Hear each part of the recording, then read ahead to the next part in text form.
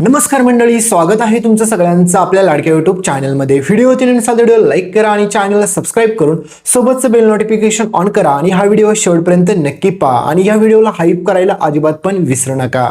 नमस्कार मंडळी, तर ऋषीला समजलं चक्क आता नयनताराचं सगळ्यात मोठं खोटं सत्य। म्हणजेच मित्रांनो, तुम्हाला माहित असेल की नयनताराने फसवून ऋषीला घरी आणलेलं असतं आणि सांगितलेलं असतं की तुझं आणि कंबळीमध्ये जे काही चालू आहे ना, त्या सगळ्या गोष्टी मला मान्य आहेत। आणि ज्यावेळेस मात्र हे सत्य आता ऋषीसमोर उघडकीस येतं त्यावेळेस मात्र ऋषी काय करतो हे कळाल्याच्या नंतर तुम्हाला धक्काच बसेल। तर चला संपूर्ण अपडेट जाणून घेऊया। तर मित्रांनो, ह्या नयनताराला वाटत असतं की तिच्या एवढं शहाणं कोणच नाहीये, कारण की तिने खूप मोठा मास्टर माइंड प्लॅनिंग खेळलेला असतो। तिला असं वाटत असतं की ती आता कंबळी आणि ऋषीचं कधीच लग्न होऊ देणार नाही आणि ऋषीला फसवून सहज आता दुसऱ्या मुलीसोबत ती लग्न लावून देऊ शकते। पण एवढं सोपं आहे का मित्रांनो? कारण की तुम्हाला माहितीच असेल की ह्या नयनताराला वाटत असतं की ती ऋषीला सहजासहजी फसवू शकते, पण मात्र हा तिचा सगळ्यात मोठा गैरसमज असतो आणि त्याच गैरसमज आता तिचा ऋषी दूर करतो। कारण की पुढे तुम्हाला पाहायला भेटेल की ऋषीला असं वाटतं की आईने खरंच कंबळीचा स्वीकार केला। त्याच्यामुळे ऋषी म्हणतो की आई, आता ज्यावेळेस मात्र साधना मावशींसोबत जे काही चुकीचं झालं ह्या सगळ्या गोष्टी मिटल्याच्या नंतर आपण लवकरात लवकर माझं लग्नाचं देखील बघूया। पण त्यावेळेस मात्र तुम्हाला माहितीच आहे की नयनतारा बोलते, हो हो ऋषी, तू काळजी करू नको, मी मुलगी पाहायला तर सुरुवात केलेली आहे। आणि त्यावेळेस मात्र ऋषी म्हणतो की आई, तू काय बोलते? ही मुलगी पाहायला सुरुवात म्हणजे कोणती मुलगी?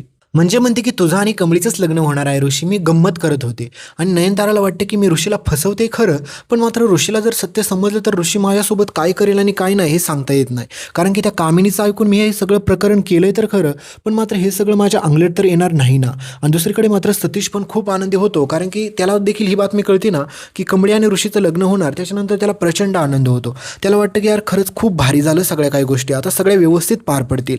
पण मित्रांनो, कशाचं काय? कारण की ह्या नयनताराने खूप मोठा मास्टर माइंड प्लॅनिंग केलेला असतो आणि यामध्ये कामिनी आता नयनताराला चांगलंच पकडते आणि तिला फसवायचा प्रयत्न करते। म्हणजेच कामिनी म्हणते की तू ऋषीला फसून इथे घेऊन तर खरं आली आणि त्याच्यानंतर त्याच्यासाठी तू दुसरी मुलगी बघते, पण एवढी महामूर्ख चूक करू नकोस तू। त्याच्यासाठी तू एक सगळ्यात बेस्ट चूक कर, कारण की तू काही जरी झालं तरी अनिका तुला माहितीच आहे। त्याच्यामुळे अनिकाचं ऋषीवरती प्रेम पण आहे आणि अनिकासोबत ऋषीचं लग्न झालं तर तो खुशच राहील जास्त।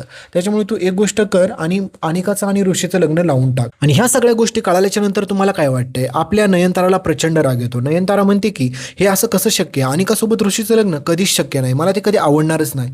पण दुसरीकडे मात्र आता कामिनी म्हणते की अगं नयनतारा, आवडायचा प्रश्न काय आहे? त्या कंबळीपेक्षा तर 1000 पटीने माझी अनिका चांगलीच आहे। त्या गावछाप कंबळीला तिचा बाप पण माहीत नाही, तरी देखील तू तिच्या त्या मुलीसोबत तुझा ऋषी लग्न करतोय, तरी पण तुला ते मान्य आहे। पण एवढा मोठा राजनसारखा आपल्या अनिकाचा वडील आहे, तरी पण तुला मात्र अनिकासोबत तुझ्या मुलाचं लग्न लावायचं नाही आणि पर्याय देत नाही तुला मी तुला डायरेक्ट सांगते। आणि जर तू असं काही नाही केलं तर मी तुझ्या मुलाला तुझ्या विरोधात किती भडकवू शकते याचा तू स्वप्नात पण विचार केला नसेल। मग तुला ऋषी कधी देखील भेटणार नाही हे लक्षात घे।